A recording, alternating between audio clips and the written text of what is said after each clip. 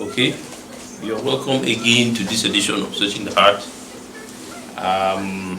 We're going to be looking at mysterious forces at play from the mega rich, pop culture, the world system to artificial human beings. We've talked a lot about strange phenomena like, of course, the expected coming of human Messiah.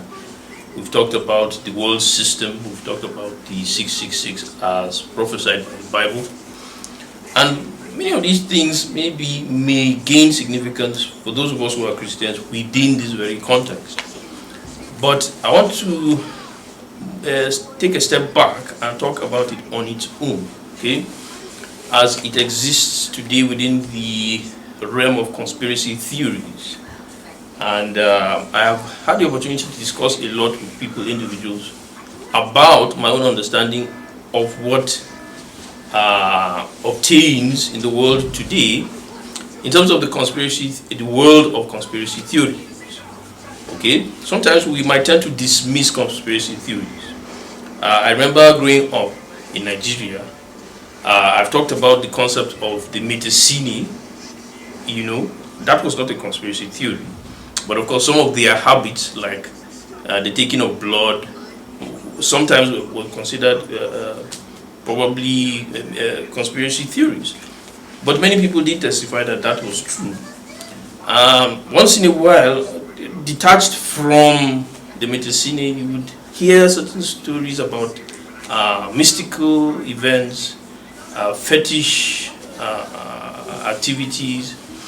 Of course, some of us young men and women will remember the Okija story, the discovery of the Okija shrine very recently.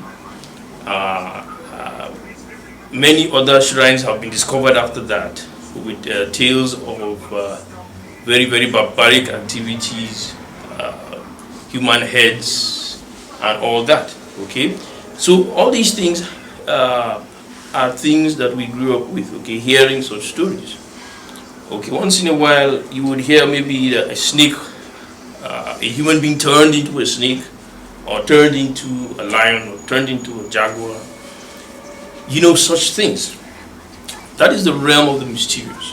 And we tend to dismiss these things.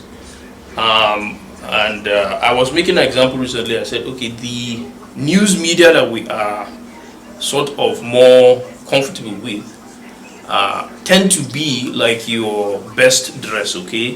When you want to go to an event, you wear your best dress. But on the streets, you hear a lot of news. Some of them are rumors, but some of them might be true. And so these are the things. This is the realm of conspiracy theories, okay? So I want to look at that a little today, okay? And we're going to start from understanding the world of the mega rich. And for me, as I grew up, these remained there as conspiracy theories. I hardly experienced any one of them.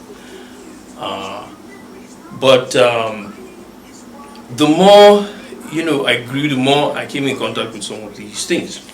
Okay, like recently, I experienced vividly, somebody trying to pick my pocket, trying to steal my wallet, and to me, it looked as if actually, he was using fetish powers. Okay, so that is a realm we experience all these things once in a while, very, very scarcely, very sparsely, but they do exist.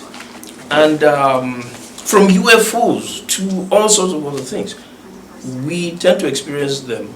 A very small minority of people in the world experience them. And in the realm of science, they remain unverifiable.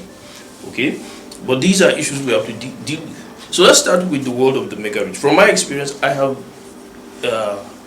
been able to interact with certain concepts from the point of view of the mega rich that tend to prove that these things do exist. Satan himself in control of the 666, as it were, or the Antichrist, that tend to dominate the world and the world system. Okay, So let's start from that point. Okay, we will ask the question, why do the rich want to control everything?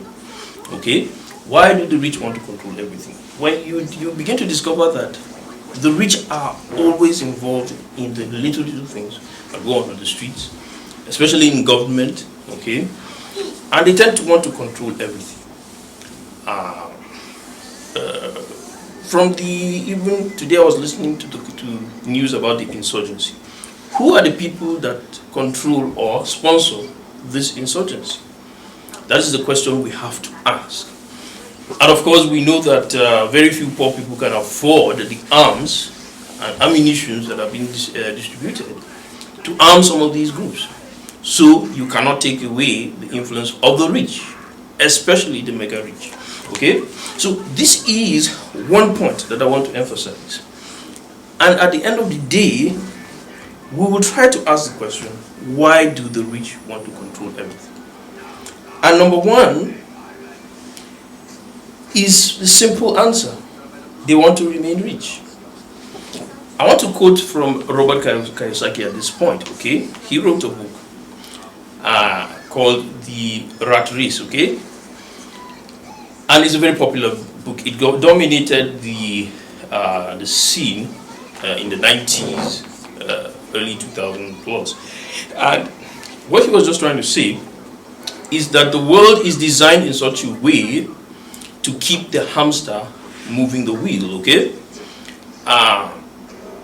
Somehow, the more resources you get, the more you want to spend.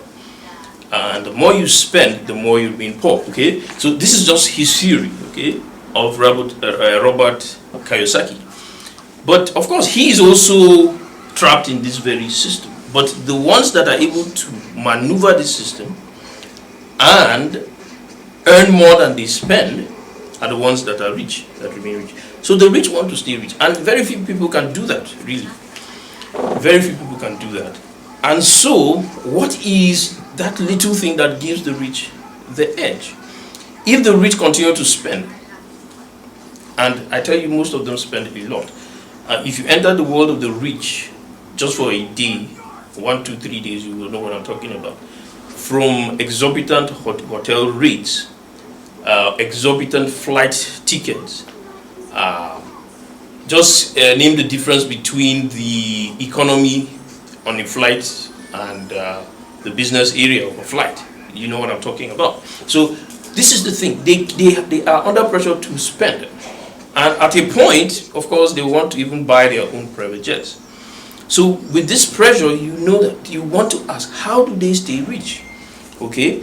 And so the pressure within this very world that they live in is enough to make them sometimes very diabolical. You might want to call it shrewd, but I don't think shrewdness cuts it. Okay? Sometimes they can get very diabolical just to remain rich. Now, one advantage that we have, yes, and I agree with people like Neil deGrasse Tyson, that keeps on talking about the revenge of the nerds. Okay, it's true. Yeah. At a point in time, especially in the from the 18th century right up to the 21st century, we had a revenge of the nerds. Okay, the nerds actually took over. Those who love to do science, innovated, and all of that. So they were able to create a world of the rich where we didn't have to worry about the rich arming up to come and kill us in the night. But it was still there. It was still there. But it, especially vis-a-vis capitalism, okay, that was able to create a global elite that could actually just survive based on their smarts, based on just their ability to understand and to work the system, okay, without having to kill, without having to cheat or go into any fetish things. Here in Africa, we know a lot about those fetish things. Some of the stories, like somebody turning into a snake, okay, and sometimes it was said that the snake would begin to regurgitate some money, or something like that, So this is the problem. Many people went into fetish activities to stay rich, okay, to become rich and to stay rich. So this is what we hear on the streets, okay? And today the social media affords us the opportunity to be able to interact with some of these things, you know, in a more digital space. In those days, of course, we interacted with them, you know, nobody really understood. If you're not in Africa, you wouldn't know these things. Okay, if you're not in the US, you wouldn't know the little things that were happening in the US. But today, social media makes it easy for everybody to be able to interact with these things and be able to know some of these conspiracy theories and be able to sift between what is true and what is false. Okay, so it is a delicate thing. It's a very delicate thing, and I have come to mature to tell a lot of people that yes, there are a lot of lies in social media, but you kind of find a little, like the saying goes, there's no smoke without fire. A little truth there. And the same thing, that is the same thing I discovered in the UFO phenomenon. Okay? You would actually laugh at yourself for watching a UFO video, you know, and you say, no, you know, you're being stupid. But when you sift through, in 100 videos, you will get one that may change your mind. Okay, just one that may change your mind.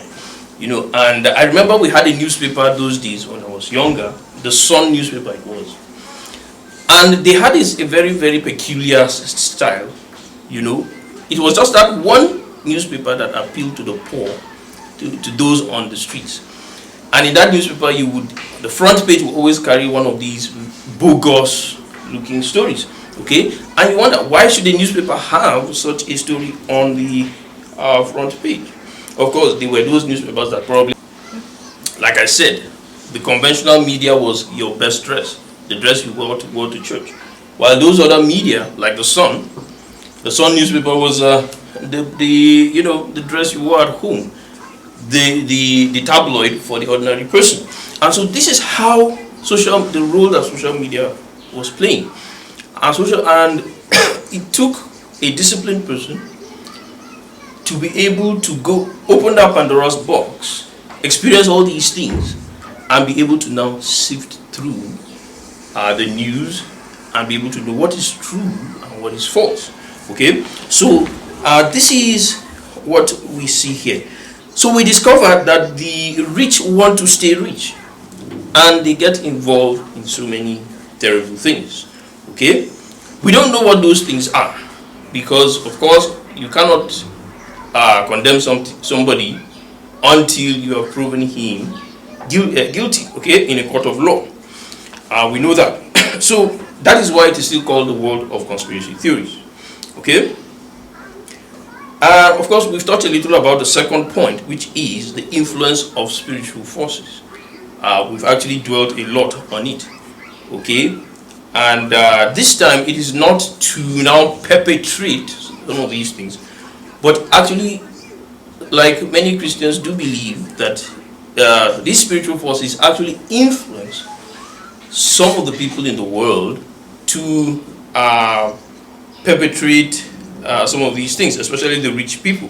Okay, the rich wants to control everything because they are influenced by spiritual forces. Okay, this is the theory. Okay, and it is a theory that is acceptable in the traditional world because the traditionalism or necromancy accepts that idea. Okay, the whole idea is that human beings gain spiritual power to remain in control, and that is all about necromancy. That is all about paganism. Okay, that is all about fetishism. Okay, but in Christian theology, of course, it is looked at with a negative sense. Okay, with a negative worldview. That, of course, these spiritual forces trap people in agreements and make them make covenants to keep them rich, so that those spiritual beings will be in control of the world as it is. And some of these things, like I have said, There are many conspiracy theories about these things, and there's many of them remain conspiracy theories. But especially in Africa, we live with these things on a daily basis. Okay, we live with these things on a daily basis, and many of them are true. Okay, many of them are true, because it comes from that traditional background. That religion is mainly for the sake of survival. Religion is mainly for the sake of becoming prosperous. And yes, survival is all about becoming prosperous, because the strongest will survive. And that is the fetish doctrine. Okay, that is all the fetish doctrine about. And yes, there is at the second level, of course, it's about a tribe or a people, and of course, naturally, the prosperity of that tribe and that people. Okay, so it is all about that.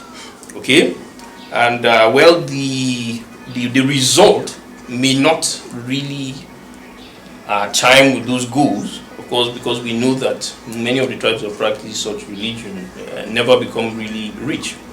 I want to bring in a very controversial concept here, and we're talking about India. I was just talking about India just now. And we know that this is a country that is majority Hindu, and Hindu is one of the foremost traditional religions in the world, okay? But what do we see about that country? They are the most, as it is right now, the most populous nation in the world, okay? They took over from China. China was the most populous, and I want to say China also is one of the capitals of traditional religion, notably Buddhism, okay? But India has taken over, okay? India with about 1.4 plus billion people, okay? So, first of all, there is that very large population, okay? Second of all, there is a very high rate of poverty, okay?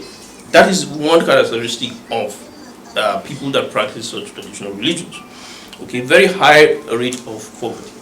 But of course, as human beings, they will still progress, because the more the population, the more people are able to get involved in certain things, and of course, new ideas will survive, okay? So the more population, the more ideas survive. The same thing in China, okay? The same thing in Russia, okay? So this is the thing, the same thing in the United States. The more the population, the more new ideas survive, okay? So this is the thing, all right?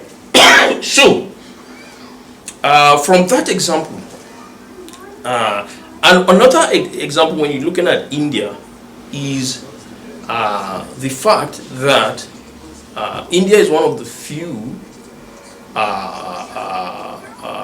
what you call them southern countries, okay, global southern countries, not the global north, no, okay, that is developed in that sense, okay. And when looking at the socio-political situation in that region, you find that India is one of those few countries that has nuclear weapons, and is in a very volatile situation in that very region. And of course, the United Nations has been able to create a situation where there's relative stability within that region. But the very fact that they tend to be a volatile region, one of the few countries that is allowed to have a nuclear weapon in that region, despite their potential volatility, shows you their importance, okay? And the very, very volatile situation that might occur having a border to Islamic countries, okay? So it is an evidence of the result of the practice of the majority religion in that place, necromancy or traditional religion. And so traditional religion is that force that kind of nurtures a situation where power is gained for the sake of personal prosperity, okay? And within still that culture, you find a lot of piety, of course, as it develops, okay? But it is very, very different from Christianity, in that Christianity believes that such spiritual powers, okay, influence human beings negatively, okay, if it's not under the one God, okay? Very different from what Hinduism preaches, okay? So this is what we see. Um, the third reason why the rich want to control everything, and the rich want to control everything simple because of character, simply because of character issues. Okay. Some, like I have already mentioned, some of them want to stay rich, and sometimes it's not possible to be rich while being following strictly the legal system.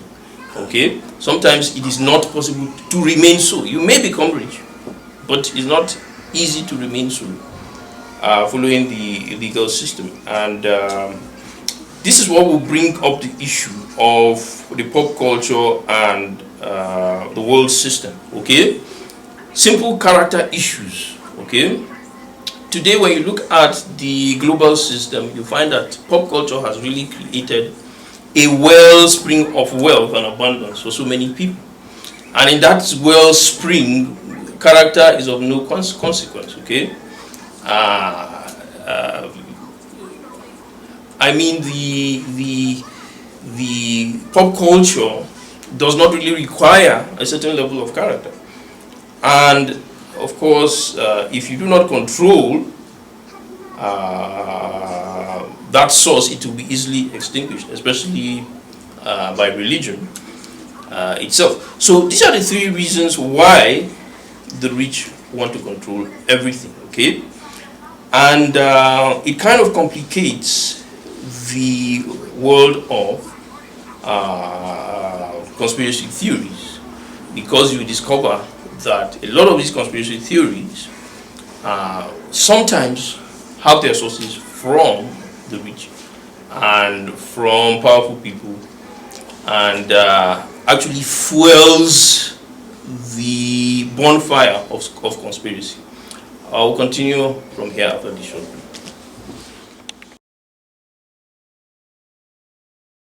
Discover a transformative journey into the kingdom of heaven. Following the initial publication, the author dives deeper with two insightful follow-up books. Ever felt disconnected from God even in worship? Explore how God's unconventional ways can transform your life. How can you align with divine plans, avoiding distractions? Find answers in The Kingdom of Heaven on Earth, and The 3, Illuminating Christian Truths and Prophetic Practices. Unlock profound insights guiding you toward a deeper connection with God. Don't miss out. Dive into this enlightening exploration today. Click the link on the caption to get your copy.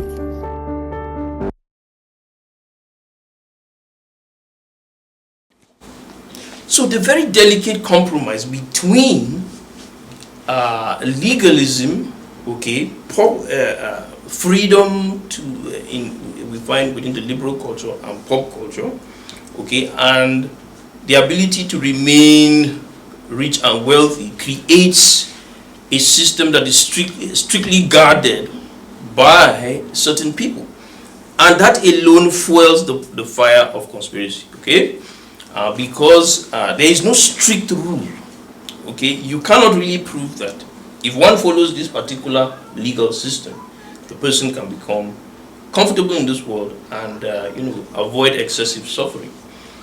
And so you have to guard the gates to make sure that whatever shortcuts there are, people don't spill it out, and that alone fuels, the fire pit, okay, of conspiracy theories. Okay, whether you are doing it well or not, you will fuel the fire pit because of that dilemma, okay, that is created there. So we have just talked about that. Okay, so now we want to talk about the second area, apart from the world of the rich. Okay, we're going to be talking about pop culture and artificial human beings. Of course, we've started already, but it's very important to understand what I mean by artificial human beings. Am I talking about AI? Am I talking about cloning? Yes, it is part of it, but it does not start at that level. It starts somewhere else. Okay, it starts with the urban culture. Okay, once cities were created, and the history of cities is a very old one. Okay, starting from ancient Mesopotamia in Babylon, right to Egypt, and right to the Greeks and the Romans, and finally Europe. Okay, so the metamorphosis of the modern economy, or the urban economy creates that sense of artificiality.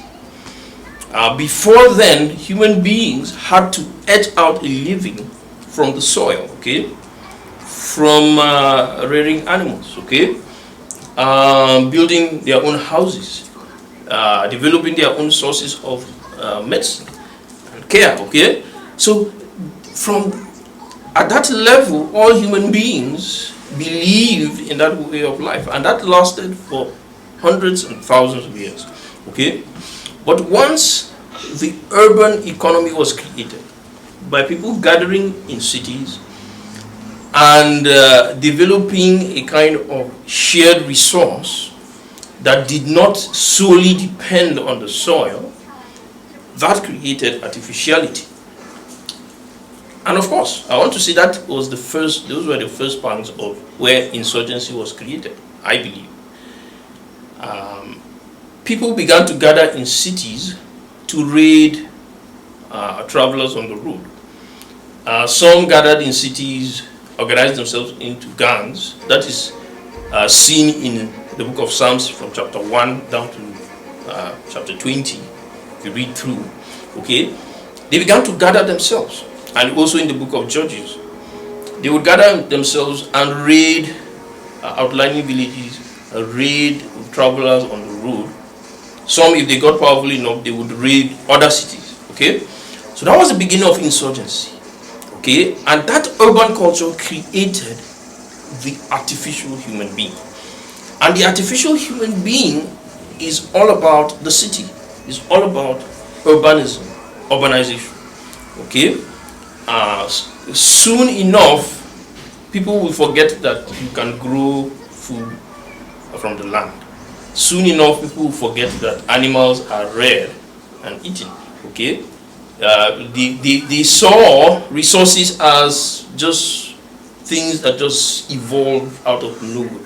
Of course, it took a lot of time, but that was the beginning. Okay, and the maturity of this concept was, some will say, from the Roman civilization or from the Roman Empire, but in truth, the maturity was during the Industrial Revolution, okay? Because right up to the Middle Ages, the medieval period, the Europeans still edged out their living from the land, okay? The land was everything. The feudal lords controlled a lot by owning land, okay? And so the real maturity of this civilization was during the Industrial Revolution, when machines were first built, okay? And during the 1800s, right into the 1900s, assembly lines were developed, okay, and the industries began to produce electricity. Was everywhere. Industries, fuel was being mined, and steam engines had already been developed. Okay, the trains were carrying goods up and down. Horses were no longer the only means of transport. You know, so urban life became real to many people. Okay, and now you could actually live in a city and just survive from the city, because everything was being sourced from the lands, the agriculture, through agriculture, and processed in the cities. Okay, the development of processed food became a thing. Okay, so this is what we see. Okay, that was the beginning of the development of the artificial human being, and of course the development of pop culture. Although pop culture had always existed, like I said, in one form or the other, okay, and this of course started through Epicureanism during the Roman Empire, okay, just in the very beginnings of the Roman Empire. They discovered Epicureanism, okay, but Christianity came up later, okay, to maybe deliberately, and that is how we Christians develop our own evidence for the existence of God. Okay, God deliberately came to remove that bad influence of Epicureanism and to continue with his own desire to cosmopolitize human beings, okay, under Christ, as it were. So these were the two forces that competed. Christianity dominated for a while, and then later on, Epicureanism resurfaced under the Renaissance, okay, when science and Christianity began to argue. So this is the issue. We need to understand this, okay? So artificial human beings were created in the 18th century through the majority of industrialization and urban human beings, okay? So we've talked about these things, okay? These are the things that actually fuel the modern conspiracy theories, okay? And of course, I would have to go into the issues of the discovery. Human beings were very fast.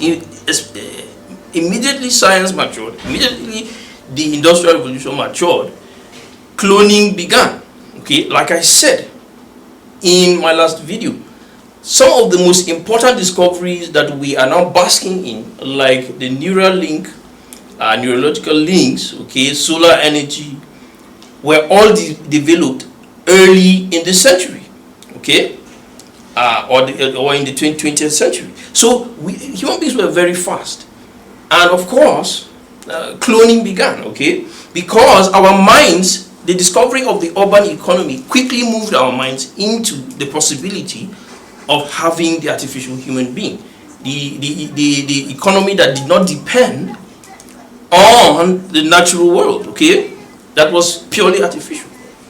And today this has progressed to even people talking about lab-grown food, okay, because it's very important to know why. It's very important to know why. This is one of the things that marks the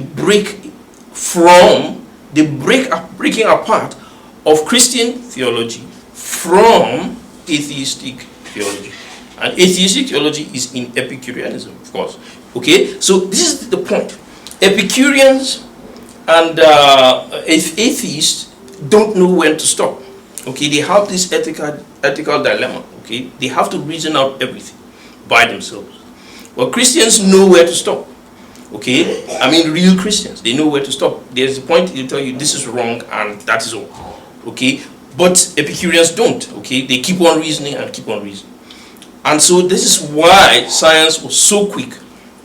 One of the conspiracy theories that is very popular is the fact that Germans wanted to build artificial human armies, okay, mix between animals and human beings, super soldiers, as it were. Up to today, we don't know whether that is true, but those were the conspiracies that have been going on and are still going on online. Okay, so this is what we need to understand. Okay, and of course the place of confluence or mixing between spirituality and science has always been an issue. Okay, like in the vampire phenomenon, which is also seen in the Metacine phenomenon. Okay, this is one of the things that have been researched over the ages. It is said that has been researched. Okay, and also the UFO phenomenon. Okay, you will find all these things online. Okay, in different YouTube channels and web pages. Okay, so it comes from that confusion and the break apart of Christian theology and Epicurean theology. Okay, Epicureans believe that everything is possible and human beings should continue to do that, while Christians know what we want at the end. We have an expected end. You can look at my other video on the human Messiah. Okay, that is the issue. Okay, so this is the issue. We have an expected end and we will not move beyond that. So this is the problem. Okay, so what are the solutions? I'm not going to stop here. I'm going to talk about the solutions in terms of science, the philosophy in science. Okay, which has its basis from the Renaissance. Okay, science is strengthened by monasticism. Okay, science is strengthened by monasticism, and this comes from Buddhist theology. Okay, the Buddhists were very, very strict monks. Okay, they were very strict monks, and they believed in very intense meditation, okay, and discipline. Okay, and some of their philosophy was accepted in the West, especially right after the Second World War, especially, you know, and really grew up in the United States of America in the New Age movement and all that. They believe a lot in meditation, okay, in living a very monastic life, okay, strict, governed by strict discipline and all those things. And that is where science kind of finds its own resort to some form of morality, to some form of discipline. And this is what we see that has gotten us to this point, okay? And maybe introducing some form of reason within the scientific community in that sense, okay? But we're still in the very great danger of the totally artificial human being, okay? And this will not be only a human being that will develop some form of hermaphrodite philosophy. That means not being able to distinguish between a man and a woman, and completely removing the boundaries that differentiate between men and women, and completely move away from sourcing food naturally to building food artificially, okay, and completely destroy the natural habitat and probably create an artificial earth, okay, sourcing our food artificially, sourcing our energy artificially from the sun, and controlling weather artificially, okay, because there are no boundaries to the development of science, of course. And of course, this is where some of the philosophy that we might evolve into, either evolve into machines, where means our consciousness will be transferred into machines, or into other animals. We might move back into the sea, okay. Those philosophies are there in that realm, okay. But in Christianity, we believe in the coming of the Messiah, okay, in a world that will be governed by Him, destroying the old world and beginning a new world. Now, there are some arguments that actually interpretation in Revelation, which I have begun to suggest, may not be talking about a completely spiritual intervention from God, okay? That some of these things He has allowed us through thousands of years to develop, like technology, might be also important, okay? And yeah, I've talked about that before. I'm not going to talk at length about that today, but I still think it is a very, very valid possibility. But also, of course, we have to know that He will do that, being governed by His own moral philosophy and statutes. Okay, and this is what must govern, and it is the absence of this that creates this conflict. Okay, that creates the artificial human being. We look around us and we are becoming totally artificial. Sometimes I call it the plastic human being. Okay, you know, totally governed by reason, totally dependent only on the urban culture.